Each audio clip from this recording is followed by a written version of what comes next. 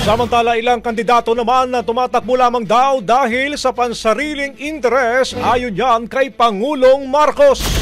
Brigada Maricar Sargan, ibrigada mo! Brigada!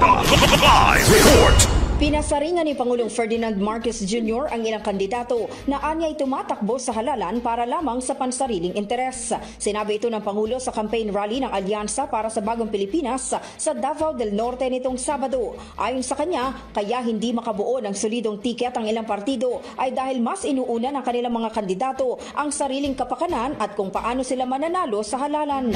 Una nang ipinagmalaki ng Pangulo ang line-up ng mga kandidatong senador ng administrasyon na anyay naniniwala sa pagtutulungan ng bawat Pilipino mula sa pinakamataas na liderato hanggang sa pinakamababang antas ng gobyerno.